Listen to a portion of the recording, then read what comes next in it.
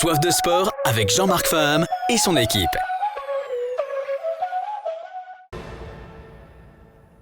Soif de sport, soif de sport. Tous les lundis et les jeudis de 18h à 19h, retrouvez sur RDI Guyane Soif de sport. Jean-Marc Faham et son équipe reçoivent tous les acteurs du sport en Guyane. Soif de sport, pour commenter l'actualité, les résultats et les événements sportifs. Tous les sports pratiqués en Guyane sont sur RDI. À tous et à toutes, bienvenue dans Soif de sport, notre troisième émission de cette année 2019. Au programme ce soir de la course à pied, alors vraiment très intéressant, le biathlon amazonien, l'ultra trail. Patrick sera là et il va tout nous dire, l'organisateur de cette course, un raid sportif à découvrir et un paysage magnifique. Au programme aussi du football, on retrouve un ex-professionnel. La semaine dernière, c'était Roy Contou. On a Frédéric Laurent qui est avec nous. Il va tout nous dire sur sa carrière, ce qui se devient aujourd'hui. Il est de passage en Guyane, son intérêt pour la Guyane, toujours autour de nous. On attend dans quelques instants la directrice de la DGSCS, Madame Frédéric Racon, qui va nous rejoindre et il va nous parler de ce schéma territorial et aussi la fin de ces assises du sport qui vient de se passer en Guyane. Toujours avec nous à la technique, Marc, il est là pour tout surveiller et tout nous dire. Et puis, Michael est avec nous, comme d'habitude, on va s'habituer à Michael qui nous a rejoint dans l'équipe cette année. Voilà. Un numéro de téléphone, le 36 3000, nos auditeurs 05 94, vous pouvez nous suivre. Posez vos questions aussi sur la page Facebook rdi.guyane. Bonsoir Laurent, comment vas-tu? Impeccable, ça va, très très bien. Au pays, ça fait du bien. Ça fait du bien. Ah oui. Patrick, merci d'être venu. Bonsoir. Ça va bien? Très bien. Un petit pépin en forêt? Pardon? Un petit pépin? Non, c'est une petite blessure de rien. C'est pas la forêt. Voilà, Laurent en famille, juste derrière, sa nièce, elle est là. Elle est venue l'accompagner. Exactement. Voilà. Michael, comment ça va? Ça va très bien, chers amis sportifs, bonsoir. Bonne émission. Il y a de la puissance. Voilà, on va commencer tout de suite avec Patrick. Voilà, Patrick, le 15e biathlon amazonien. Moi, je sais que c'est du boulot. Oui. Cette 15e se fera... Qu'est-ce que vous pouvez nous dire déjà sur cette organisation du mois d'avril, le 13 et 14 avril 2019? On commence très tôt. On va vous suivre avec RDI sur cette manifestation. On espère être là. Oui, j'espère aussi. Pour relayer l'information. Qu'est-ce que vous pouvez nous dire? Et numéro 3, en ultra-trail. Oui, c'est le 3e ultra-trail, le 15e biathlon. C'est une épreuve qui a débuté dans les années 90. Donc, elle a lieu tous les 2-3 ans, suivant le courage que j'ai pour organiser cette course. Voilà, donc là, elle aura lieu le 13 avril. Il y a 4 épreuves dans la même journée. En disant qu'on commence tôt le matin, à 2h du matin, pour les marcheurs qui vont faire donc 67 km. Puis après, à 4h du matin, ce sont les ultra-trails qui vont... Donc on reprend, les marcheurs vont commencer à 2h du matin. Exactement. Et ils auront 67 km à effectuer. Voilà, pour arriver à Soledad sur le Kourou, sur le haut Kourou. Vous êtes vous-même aventurier? Oui. Voilà, alors voilà, maintenant on va un peu développer. Donc ils vont partir 67 km de la première piste. C'est la piste rouge des singes, c'est ça? Non, ils vont partir de la piste Matiti. Ouais. De la piste Matiti. Voilà. Et ensuite donc dans leur frontale, ils seront équipés en autonomie pas complète parce qu'ils auront des ravitaillements tous les 10 km pour subvenir à leurs besoins d'eau. Et après, donc, ils arriveront à Soledad, sur le Kourou. Voilà. Combien de temps pour les marcheurs pour retrouver ceux qui vont courir ou ceux qui vont faire le parcours en biathlon? Combien de temps voilà. Les marcheurs vont mettre à peu près 12-13 heures de course, d'épreuve quand même. Après, la suite, c'est les ultra-trails, donc ils partent à 4 heures du matin. Donc, ils vont rattraper les marcheurs, bien sûr. Eux, ils vont mettre pareil, 12-13 heures aussi pour faire les premiers mettront 10 heures, les meilleurs, mais après, ça va s'étaler sur toute la journée et jusqu'au soir. Il y en a qui arriveront de nuit aussi. Pour revenir sur la marche, pour bien expliquer, de la marche sportive, la marche de santé, toutes les marches sont autorisées avec un certificat médical ou il faut vraiment être dans l'âme sportif et aventurieux? Il faut marcher, il ne faut pas courir. C'est interdiction de courir, donc vous marchez comme vous voulez, vous avez des bâtons ou pas. Les cannes ou pas, voilà. Les bâtons de la marche nordique. Sinon, interdiction de courir, c'est un classement, bien sûr, qui est fait Donc, il faut respecter le fait de ne pas courir. Comment on arrive à suivre justement ces marcheurs pour qu'ils puissent respecter la marche Alors justement, là, sur la distance, on ne peut pas les suivre, on ne peut pas contrôler s'ils ont couru ou pas. Donc on pense qu'ils vont être honnêtes, quoi. Donc l'état d'esprit est très important Voilà, dans ce type de compétition. Oui. Mais sinon, aujourd'hui, les inscrits, vous avez... c'est que des Guyanais, vous avez des personnes de l'extérieur qui sont déjà inscrits? Pour l'instant, oui, il y a des gens de métropole qui se sont inscrits, oui. Pas nombreux, mais il y en a quelques-uns. Et puis après, il y a toute la Guyane, que ce soit de Saint-Laurent, Cayenne, Kourou, toute la Guyane, quoi. Donc on va revenir dessus. Vous avez dit 3 départs, donc les départs des marcheurs, départ du trail et départ du biathlon qui ne se font pas au même moment. Non, voilà, donc le trail part à 4h du matin et 1 heure après, le trail, c'est une distance de 80 km. C'est pour ça que fait partir plus tôt que les trailers qui, eux, font que 67 km. On va dire que ça. Les trailers, c'est les marcheurs. Non, ce trailer, c'est pareil, ce sont des coureurs, mais ils font une course plus courte. Voilà. Pour ceux qui n'ont pas la possibilité de faire 80 km dans la journée, on a proposé une course plus courte de 67 km.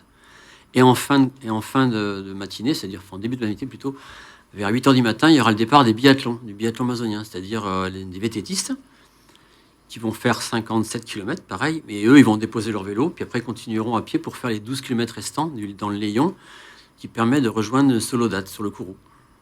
Le passage impératif que tout le monde doit passer avant 14h, les marcheurs, le biathlon, tout le monde doit le passer avant 14h. Ouais, comment on s'organise justement pour faire ces points, checkpoints de passage impératif?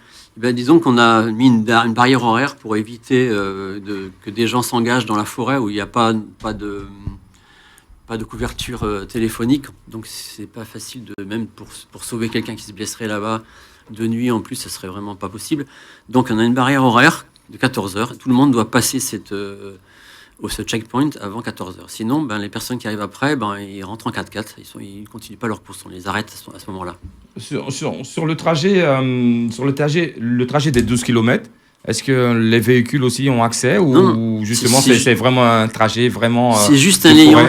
C'est juste un Layon en pleine forêt guyanaise. Il y a 2 points de contrôle sur ce Layon pour pointer les concurrents au cas il y en a qui se perdraient. Donc ça nous permet de faire des contrôles. Mais sinon, voilà, ce Layon il est vraiment sauvage et il n'y a aucun moyen de véhicules ou de vélos, voilà. Il y a une 150 troncs à enjamber sur ce Layon. Il a 20 ans maintenant. Et les arbres tombent et on les laisse sur place. Donc on a des difficultés sur ce Layon. C'est qu'on passe son temps à enjamber des arbres et des arbres et des arbres. Et donc la difficulté augmente chaque année. À peu près un bon trailer en 12 km, il met encore combien de temps sur ce parcours de 12 km? 12 km, il met 1 heure. Le meilleur, quoi. Vraiment les meilleurs. Ah ouais, les meilleurs encore. Et encore 1 heure, c'est bien, quoi. Pour revenir sur une organisation pareille, dans la savane guyanaise, même on va dire la forêt guyanaise, comment on donne envie, comment on vend ce produit ici en Guyane? On sait que le triathlon commence, les biathlons commencent, le trail commence à prendre forme ici en Guyane. Comment on arrive justement à donner envie aux sportifs guyanais? Mais c'est pas évident. On essaye de faire de la publicité en parlant tout au long des trails qui sont organisés tout au long de l'année par Guyane Trail ou par le TAC comme l'Eco-Trail ou comme qu'est-ce qu'il y a d'autre encore comme je sais plus. Oui, sur Saint-Laurent, il y en a. Saint-Laurent aussi, voilà. il y a un club Voilà. à Saint-Laurent qui organise des trails. Donc on fait passer le message bien sûr, mais maintenant que les réseaux sociaux sont là, c'est plus facile de faire de la publicité, mais bon, ça c'est quand même réservé à un certain nombre d'élites parce que c'est une course très dure. Hein. C'est pas ouvert en fin de compte aux sportifs sédentaires, sportif qui n'est pas entraîné. Voilà, qui n'est pas entraîné. Il faut vraiment se préparer 2 mois, 3 mois à l'avance. Justement, je me posais cette question des pratiquants. Est-ce que c'était des habitués ou le néophyte pouvait venir? Le néophyte peut venir, mais donc ça demande quand même un entraînement. Et la première course la plus abordable, je dirais, c'est la marche. C'est les 67 km de marche. Ça a l'air facile comme ça quand même, 67 km de marche, mais c'est quand même une épreuve de 12 heures. Et donc il faut quand même là, il faut un certain entraînement. pour avoir certaines réserves. Exactement. Laurent, qu'est-ce que tu peux dire toi, sportif, Ah oui, non, mais je pense qu'il faut être courageux de faire cette épreuve et puis surtout en marchant. Je pense que c'est pas évident. Hein. Je pense qu'il faut de l'entraînement, il faut beaucoup d'organisation, de subtilité, une façon aussi de marcher pour arriver, franchement, pour finir cette épreuve. Patrick Oyo, il y a eu combien de participants l'année dernière? On était 150 participants sur les 4 épreuves. 150. Donc il y a quand même 150 personnes qui Ils sont inscrites, ouais, mais il y en a 30% qui ont... suffisamment courageuses Qui ont pour aller abandonné. courir Oui. 80 km ou 60 km en forêt comme ça. Exactement, ouais. est-ce qu'auprès auprès des instances du sport, auprès des collectivités, auprès des médias, vous avez des aides justement pour organiser ce type de manifestation? Est-ce que vous faites des demandes en particulier? Il y a au moins du loisir, santé, une épreuve assez difficile, on vient de le dire. C'est quand même... On a des aides financières, avec surtout la CTG qui nous aide vraiment. Puis d'autres sponsors qui nous ont bien aidés aussi. Ça représente quand même un budget assez conséquent pour organiser ce genre de course. Et puis après, on a besoin de bénévoles, bien sûr. On est à peu près, sur le parcours, on est à peu près une trentaine de bénévoles pour cette journée-là. Et puis, après, on arrive à Solodat, on arrive au camp Papacaille, qui nous aide vraiment. Puis d'autres sponsors qui nous ont bien aidés aussi. Ça représente quand même un budget assez conséquent pour organiser ce genre de course. Et puis après... Voilà. Bon. Est-ce qu'on peut parler une fourchette sur l'inscription? Combien est-ce que ça revient à un trailer de venir pour participer au niveau financier? Le tarif, c'est 120 €. 120 € comprend la course, bien sûr. On arrive au camp Papacaille, on a un repas le midi, enfin quand on arrive avant midi, mais bon, on aura un repas, quelle que soit l'heure d'arrivée, les concurrents ont un petit repas. Et après le soir, donc il y a un repas aussi le soir, parce que tout le monde dort sur place. Tout le monde dort sur place au camp Papacaille. Et tout le monde rentre en pirogue le lendemain. Donc il y a le prix de la pirogue pour le retour, parce qu'il y a à peu près 2 heures de pirogue pour rentrer à Kourou. Bien sûr. Plus le repas du midi le dimanche. Donc vous voyez, donc ça représente quand même un budget qui a l'air assez onéreux, mais bon, vu la prestation qu'on propose, c'est tout à fait honnête, je dirais. Honnête, ouais. Sur le plan, on sait qu'au niveau de l'organisation aujourd'hui, on est très pointu sur la sécurité. Au niveau sécurité, pour ceux qui doutent un petit peu, on sera dans la forêt, on sera au retour sur la pirogue. Est-ce qu'il y a une organisation qui est mise spécifiquement justement pour pouvoir suivre Bien sûr, nous avons 3 médecins sur tout le parcours. On a 4 infirmières, on a 4 kinés. On est relié avec des téléphones satellitaires pour prévenir le SAMU si jamais on a un blessé grave sur la piste. On a une DZ, on a 2 DZ qui seront prêtes pour que les hélicoptères puissent se poser en cas de problème. Et puis, on a des 4x4 aussi qui sont là pour surveiller, et les quads aussi. Et en termes de balisage tout au long du parcours, vous avez procédé comment? On balise la veille, et puis... Sauf sur les 12 km où il y a 2 points, j'ai bien retenu. Oui, sur le Layon, il y a des bandes fluo rouges. Voilà. Il y a Comme ça se fait sur les trails en forêt. Ouais, il y a des bandes fluo rouges tous les 20 mètres qui permettent de se repérer la nuit si jamais on est perdu. Avec la lampe frontale, ça nous permet de se retrouver, de ne pas se perdre. Il n'y a aucun moyen de se perdre sur ce parcours. D'accord. On reçoit entre-temps Madame Frédéric Racan, la directrice de la DGSCS qui est arrivée. Bonsoir. Bonsoir. Vous allez bien? Bien. Voilà. Merci de m'avoir invité. Merci beaucoup d'être venu.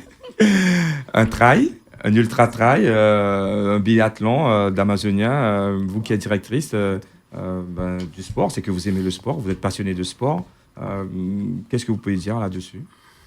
Très belle initiative. De toute façon, je salue en tout cas le bénévolat et puis le travail qui est fait par l'ensemble des structures, avec des associations qui, comme le disait à l'instant monsieur Patrick Oyo. Monsieur Patrick Oyo, pour beaucoup de choses avec des fois très très peu de moyens. Et on sait très bien qu'en Guyane, tout cela repose beaucoup sur le bénévolat. Voilà. Qu'est-ce que vous pouvez nous dire sur la suite? Comment ça va se passer justement pour pouvoir avoir le maximum, plus de 150, plus de personnes que l'année dernière? Donc là, c'est un appel à souscription, c'est ça, un appel à inscription. Je compte sur RDI qui va nous faire de la pub là, pendant un mois. Là, j'espère que ça va nous amener pas mal de concurrents.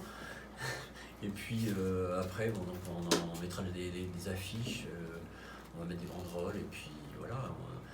Mais il y a déjà plus de 50 personnes, déjà 50 inscrits, donc de 2 mois et demi avant la course. Donc je pense que ça montre qu'il va y avoir du monde sur cette édition-là.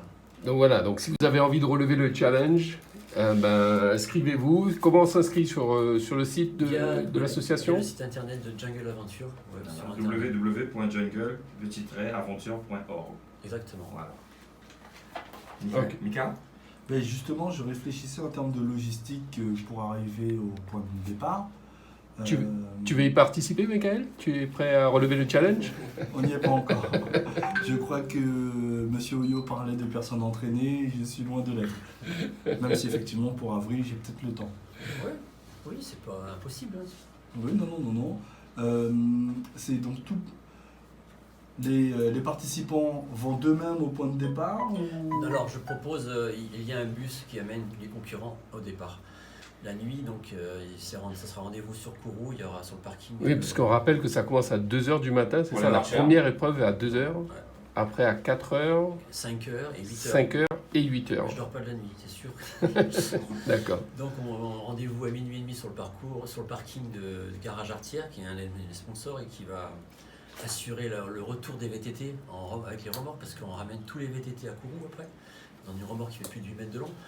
Donc ça aussi, c'est un challenge pour les 2 garagistes qui sont bénévoles pour cette épreuve aussi. Parce que la piste est complètement, à cette saison, mois d'avril, c'est pleine saison des pluies. Et là, ils utilisent leur treuil plein de fois pour sortir de cette piste-là. Ouais. D'accord, même les camions peuvent s'embourber. Oui, bien sûr, ouais, c'est D'accord. Très difficile. D'accord, donc Voilà, vaut mieux se donner rendez-vous au garage. Voilà. Donc Ok. là, il y a un bus qui se fera la navette qui amènera les concurrents au départ. Donc soyez nombreux, 15e biathlon amazonien, le 13 et 14 avril 2019. Voilà, vous allez trouver toutes les informations sur le site internet et aussi avec RDI qui suivra cette compétition. Merci beaucoup Patrick. Merci. On attend une prochaine émission pour en parler. Pas que, on va aussi suivre les inscriptions qui se feront aussi. Voilà. Merci. Merci beaucoup. Une petite page de pub et on revient tout de suite avec la directrice de la DGCS qui nous a rejoint, Madame Racon. Elle est là avec nous dans nos studios. À tout de suite.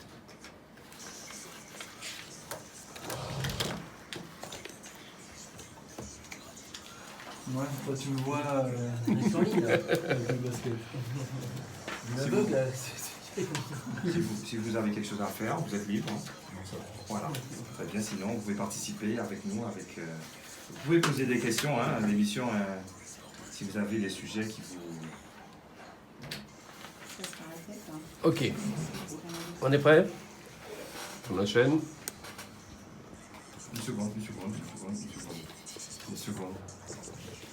Il a son casque, il n'entend pas.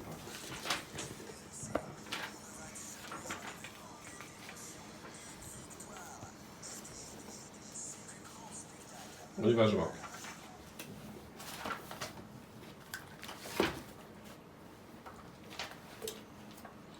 On est de retour, oui Marc, on est de retour. Vas-y, On est sur vas-y. RDI avec la directrice de la DGSCS, en la personne de Frédéric Racon. Rebonsoir Madame Racon, Bonsoir. ça va bien? Voilà, on vous présente Monsieur Michael Xavier qui est avec nous pour nous poser des questions. On vous a suivi sur ce schéma territorial, voilà, on y vient. On vient de terminer les assises du sport la semaine dernière, vendredi. Voilà. Ce schéma, ce matin ou hier, vous avez fait une présentation. Qu'est-ce que vous pouvez nous dire pour commencer sur les indications, si vous voulez, de toutes ces personnes que vous avez invitées? Quel est le ressenti aujourd'hui sur ce schéma? Que c'était nécessaire. C'est nécessaire. C'est nécessaire de Plus que commencer par là. jamais, il était important de donner la parole aux acteurs du sport. Nous avons souhaité, en tout cas j'espère nous sommes parvenus, mais bon, rien n'est parfait. Ça me permet justement de saisir votre antenne pour profiter et lancer un appel pour dire que nous avons un questionnaire sur le site de la CTG, de la DGSCS et de la préfecture qui est encore disponible afin que l'ensemble des préconisations, propositions ou même des plaintes diverses et variées vis-à-vis de la politique du sport en Guyane puissent remonter afin qu'on les intègre dans nos travaux.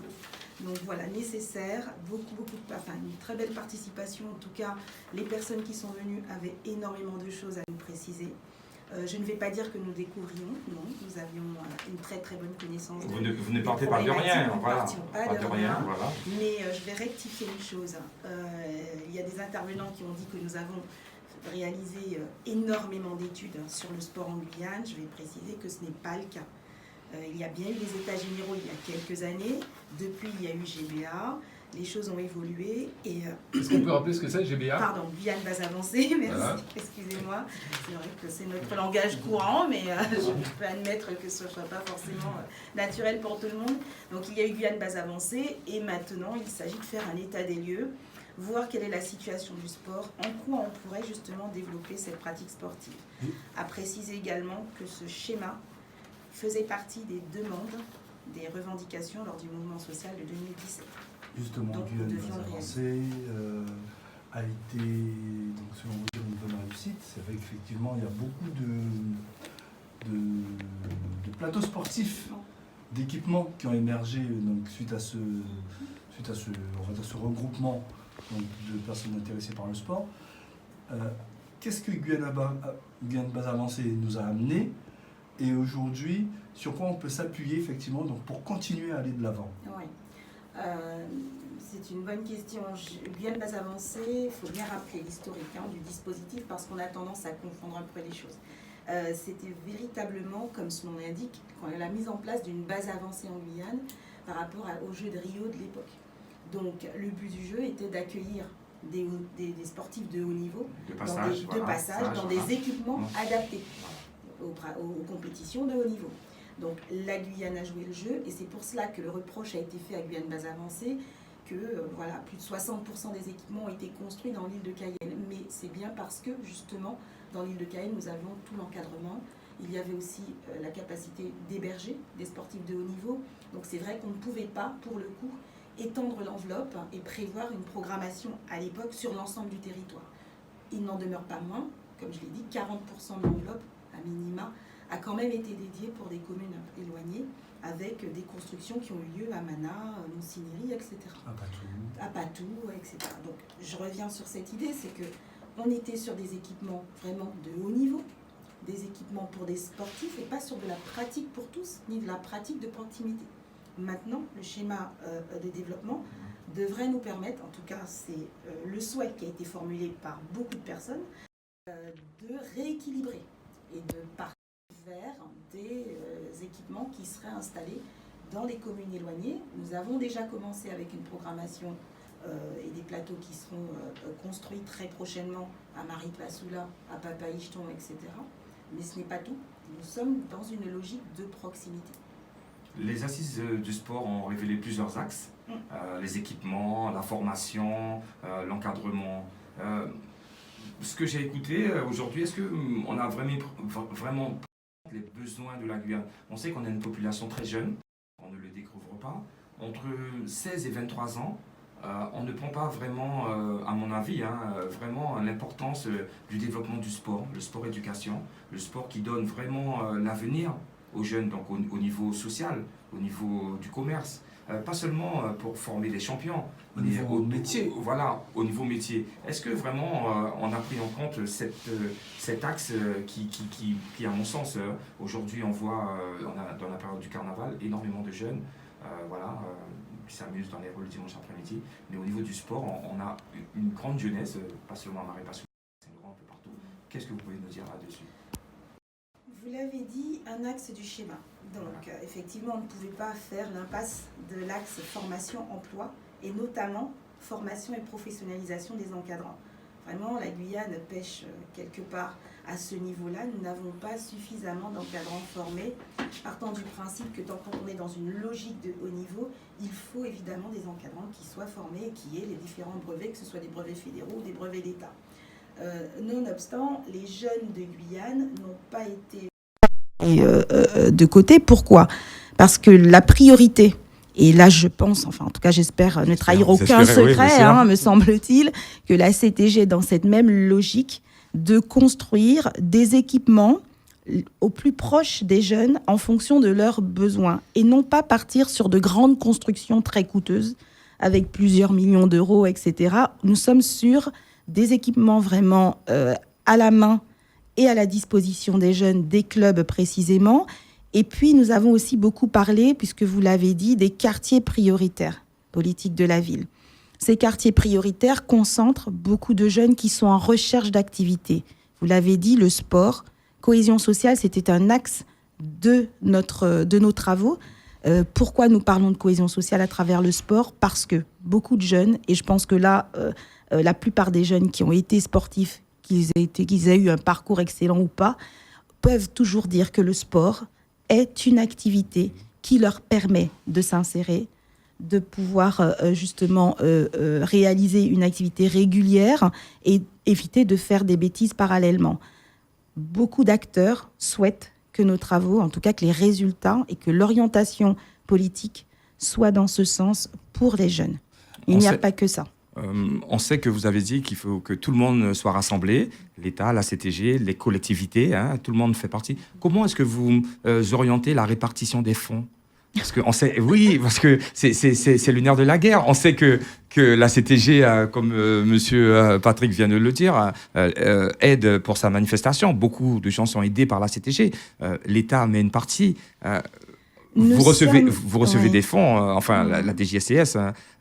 Comment est-ce que c'est orienté dans les services des sports, dans les mairies, dans les collectivités ou dans les associations ? Nous avons, alors c'est vrai que la logique des appels à projets n'est pas forcément simple pour la plupart des acteurs. Je prends le cas des présidents ou directeurs responsables de clubs et d'associations sportives. Souvent, on nous dit que c'est difficile de réaliser un projet, de remplir le dossier. C'est vraiment très lourd. Effectivement, les structures n'ont pas forcément le temps.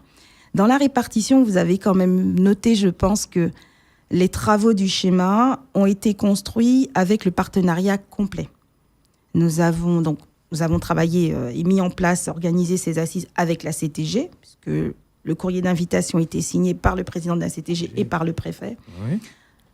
Parallèlement à cela, nous avons également intégré les communes en les regroupant avec des travaux autour des établissements publics de coopération intercommunale. Voilà, les EPCI, pour éviter les sigles. Les EPCI, voilà.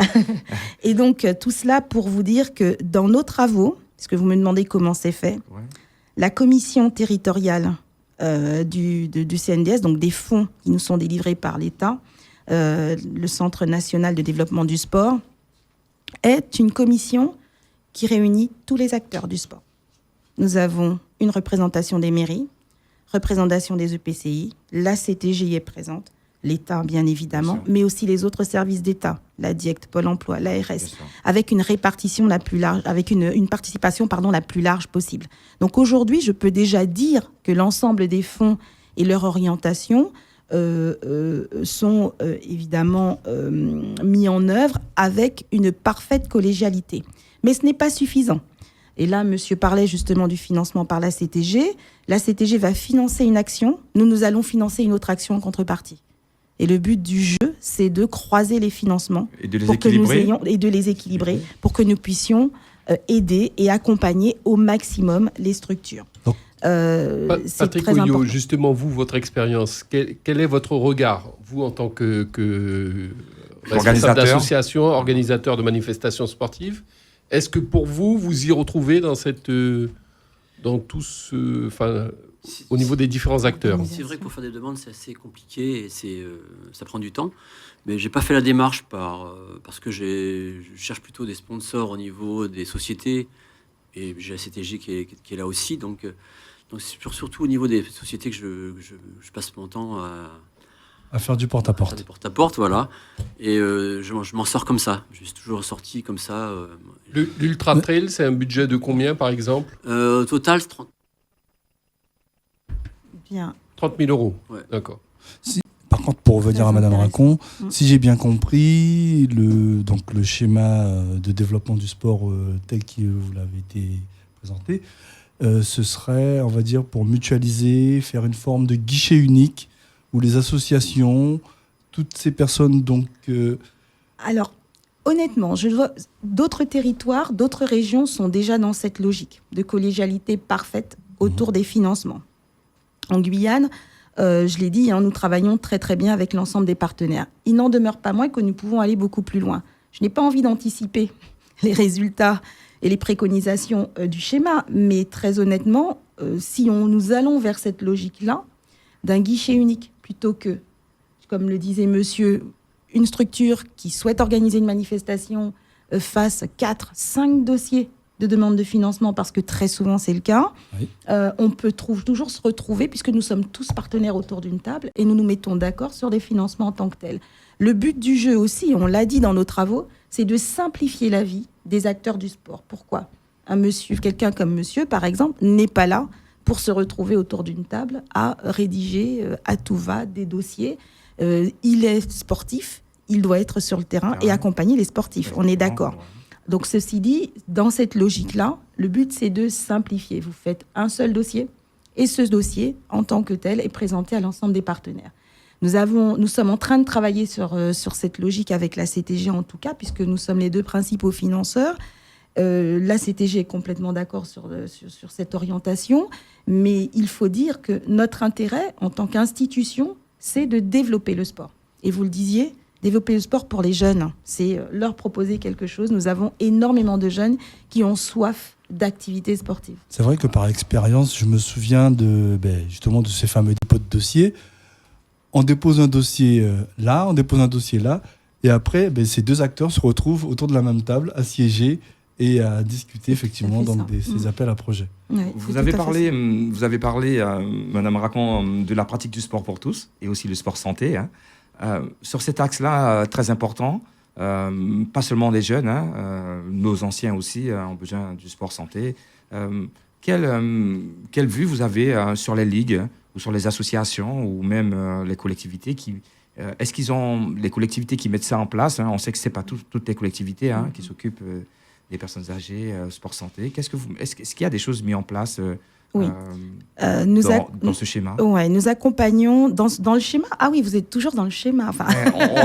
on est dans l'actualité. Mais il n'y a pas de souci. Le schéma va le prévoir. Aujourd'hui, nous le faisons déjà. Donc, il n'y a pas de raison que le schéma balaye tout ce qui se fait de bien en Guyane. Et quand je dis ce qui se fait de bien, ce sont des manifestations que tout le monde connaît, qui sont organisées notamment par la mairie de Cayenne, la mairie de Matoury, Rémière-Montjoly. La plupart des communes organisent, même à Patou. Moi, j'ai eu l'occasion aussi d'être invitée à des séances de sportives intergénérationnelles, entre guillemets, dans les communes un peu plus éloignées. Il y a des initiatives. Elles existent et il faut les valoriser. Maintenant, il faut en faire un peu plus. Mais les initiatives naissent aussi de la part d'organisations. Donc, quand je dis organisation, ce sont des associations, véritablement, des bénévoles, qui décident justement d'organiser une manifestation. Et de ce fait, nous devons être en situation de les accueillir et de leur ouvrir notre porte pour leur dire, voilà, c'est une belle initiative et nous sommes présents pour vous accompagner. La politique nationale, donc là je parle du ministère des Sports, nous a attribué des lignes financières qui sont dédiées pour ces manifestations-là. Donc c'est le sport santé, le sport pour tous, vous l'avez dit, le sport intergénérationnel, etc. Là, par exemple, la commune de Sinnamary va bénéficier d'une enveloppe spécifique pour organiser un parcours sportif intergénérationnel, jeunes et personnes âgées. Vraiment, nous sommes dans cette logique. Le but, c'est de le proposer à la plupart des Guyanais sur l'ensemble du territoire. Le financement se fait par la CAF, les organismes comme ça, ou vraiment... Tous nos partenaires sont présents. Tous nos partenaires sont présents. La CAF joue le jeu. L'ARS joue très bien le jeu également. Et c'est pour cela que je vous disais initialement que cette commission régionale du sport, qui permet justement de répartir des financements et de décider des financements auprès des associations, est collégiale. Il permet justement à tous les acteurs de présenter des projets innovants. On revient, pour regrouper tout, c'est l'information. L'information auprès de tous, ce que vous venez de nous dire. Beaucoup ne sont pas informés où se diriger lorsqu'ils organisent certaines choses. Est-ce qu'il y a de l'argent qui est mis justement pour cette information auprès de tous dans les quartiers les plus démunis, comme dans les autres villes en Guyane ? Vous voulez dire informer sur les manifestations sportives qui ont lieu Non, je veux dire informer sur la possibilité des aides. Voilà, c'est ça. Parce qu'il y a beaucoup d'autres qui profitent, qui sont habitués. Je vais être honnête, nous pêchons un petit peu de ce côté-là, effectivement. Bon, il n'en demeure pas moins que nous épuisons la totalité de notre enveloppe. Malgré tout, n'empêche que nous avons, au niveau de la DGSS, nous organisons chaque année, au moment des lancements de campagne, donc avant chaque appel à projet, des réunions. Alors, une première réunion organisée par bassin, avec l'ensemble des clubs et associations sportives, et une deuxième réunion importante avec l'ensemble des présidents de ligue, présidents de comités. Ça, nous le faisons chaque année systématiquement, plus des informations qui passent par les médias classiques et qui sont également présentes sur notre site. Mais je suis d'accord avec vous.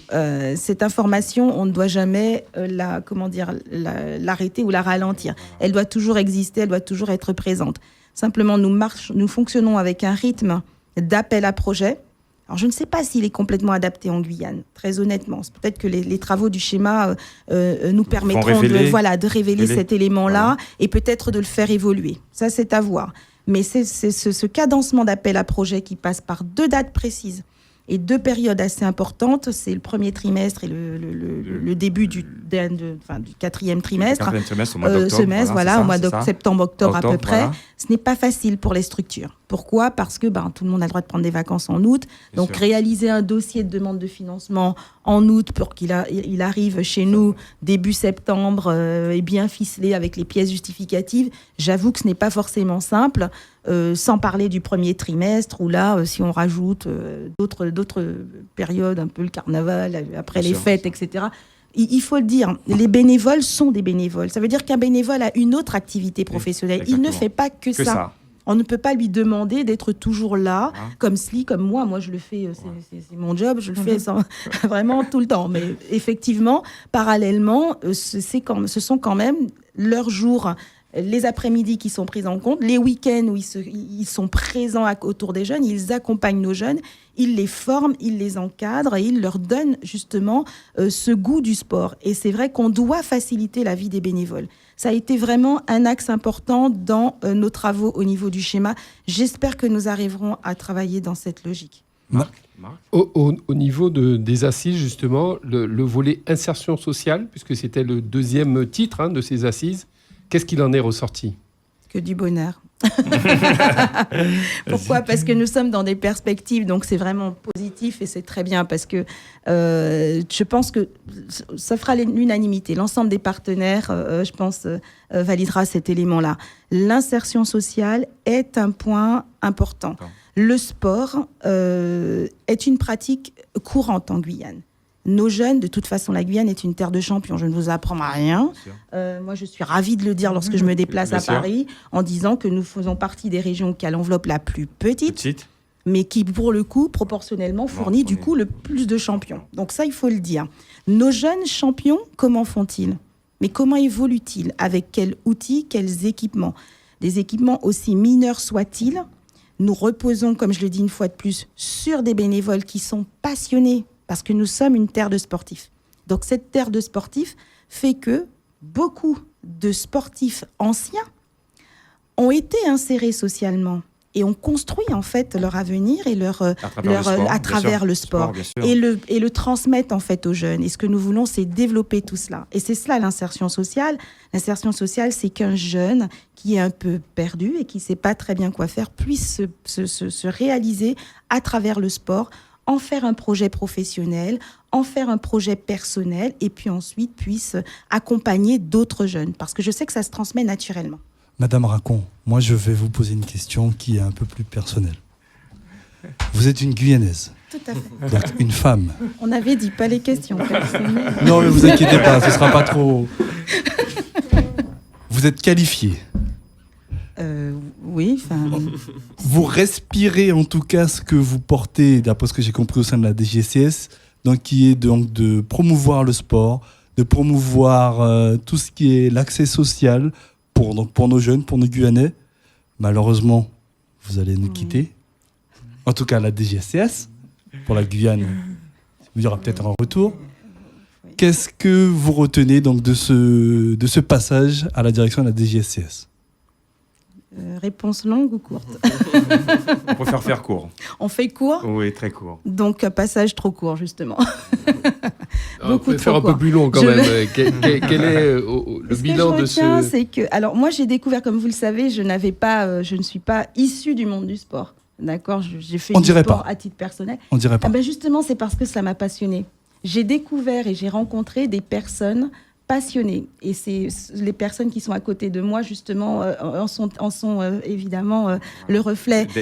Des exemples importants. Parce que, justement, je me dis, mais il faut vraiment avoir cette passion et ce goût du sport pour le transmettre, aimer accompagner des jeunes, encadrer des jeunes. Et là, c'est vrai que j'ai un profond respect pour tous les bénévoles et tous les sportifs qui s'engagent dans cette logique.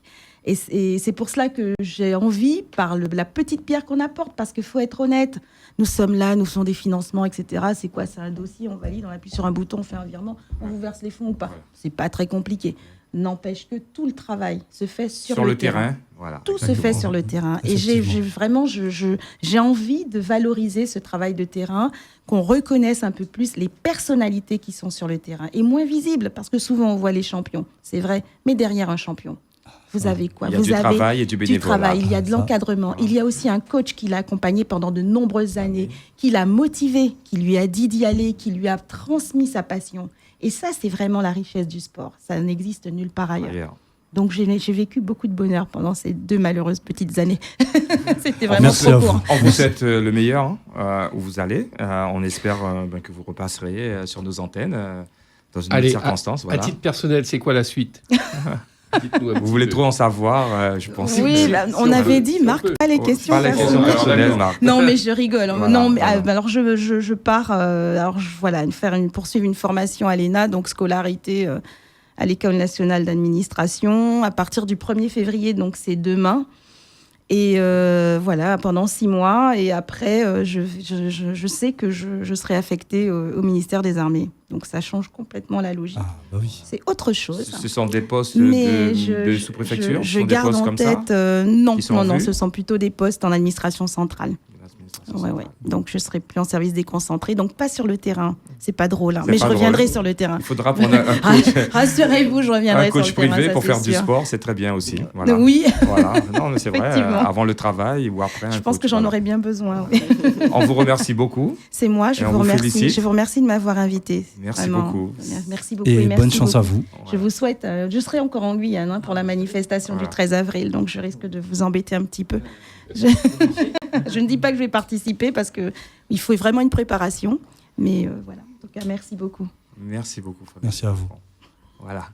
Laurent Frédéric, à côté de vous, ex-joueur. On va revenir après une petite coupure avec Laurent qui va nous parler de son passage en Guyane.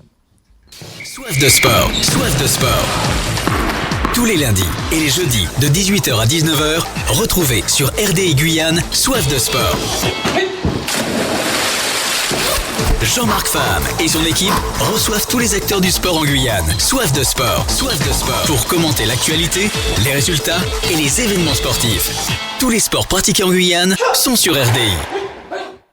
De retour dans Soif de sport, on va parler football avec Laurent Frédéric qui est là. Bonsoir Laurent. Bonsoir Jean-Marc. Alors toujours tu nous suis de Métropole quand tu es du côté de Martigues ou peut-être de la Canebière. De Marseille, voilà. La Canebière, voilà. Canebière, oui. Donc une carrière bien remplie, un centre de formation du FC Metz. Et on va pas que, Metz, avec Martigues. Oui.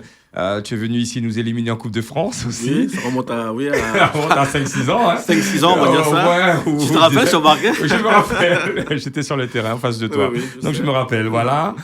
Donc Laurent Frédéric, parti du club colonial, de l'époque de Georges et Roger Théola. On ne les oublie pas. On les salue, nos mentors, nos pères spirituels, voilà. C'est dit. Des bénévoles aussi, puisqu'ils avaient leur boulot, bien sûr. Donc Laurent, tu es de retour. Chaque fois, tu viens ici, Jean-Marc, je te suis, je vous suis à la radio. Voilà, toujours dans le foot, toujours en famille, une famille de sportifs, les Laurent. Voilà. Qu'est-ce que tu deviens? Qu'est-ce que tu peux nous dire après cette carrière bien remplie en métropole? Je me porte bien, ma famille se porte bien, grâce à Dieu. Et puis là, je suis en pleine formation, je passe mes diplômes d'entraîneur. Et, le puis, BNF. Voilà, exactement. Voilà. Moi, par rapport à mes nombre de matchs professionnels, ce qui fait, je poursuis ma petite formation tranquillement. Et puis tout en venant aussi en Guyane pour me ressourcer. Et puis, avec quel objectif derrière? Plus dans la formation au niveau des jeunes.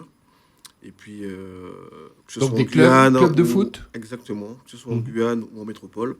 Et comme je connais un petit réseau là-bas, je connais pas mal de monde, alors forcément, voilà, je suis mon plan de carrière qui est bien décidé, bien motivé. Et puis après, on verra bien après. Comme le disait tout à l'heure Madame Racon, on a pas mal de champions.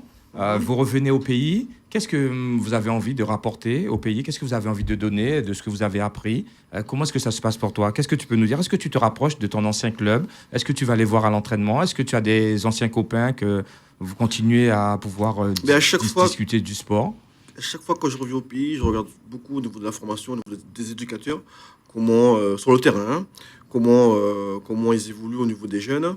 Et puis je regarde aussi pas mal de matchs, même des matchs en division d'honneur. Je regarde aussi pas mal de matchs quand je viens, quand je peux.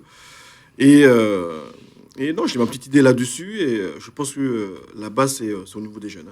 Au niveau des jeunes, surtout leur apprendre la passion. Bon, ils l'ont déjà, mais c'est surtout la rigueur, la patience. Et écouter les éducateurs, quoi. Voilà. Est-ce que tu vois les choses évoluer, toi justement qui reviens régulièrement et à intervalles réguliers? Est-ce que tu vois les choses évoluer en Guyane? Oui, il y a là, par exemple, la semaine dernière, je suis allé voir mon filleul jouer. C'était un match amical, on est moins de 17 contre moins de 15 ans, du sport guyanais. J'ai vu des éducateurs qui sont motivés, passionnés, motivés, qui sont derrière les jeunes et tout. Et je vois que non, il y a un réel progrès au niveau de la formation. Je pense qu'on peut faire beaucoup plus. Et surtout, au niveau des jeunes, je ne vais même pas parler trop de sport, c'est surtout au niveau de la réalité des choses. C'est-à-dire qu'il faut écouter, savoir écouter. Et surtout, quand le jeune est motivé, surtout l'aider, l'accompagner. Avec la famille, les jeunes, voilà, prendre les choses en main. Et puis, et surtout avancer, la faire avancer, mais dans le bon chemin. Est-ce que au niveau de la longueur de ta carrière, quand tu reviens ici, tu n'es pas en attente que justement des membres de la Ligue de football ou des clubs viennent vers toi? Est-ce que c'est pas un manque ici, pas forcément dérouler le tapis rouge, mais venir vers toi, te demander qu'est-ce que tu fais? Est-ce que tu peux aider à rapporter quelque chose? Est-ce que... C'est vrai que quand je retourne au pays, je suis très discret. J'arrive, je vais voir les matchs très discrètement. Je me fais tout petit. Tu me connais, Jean-Marc.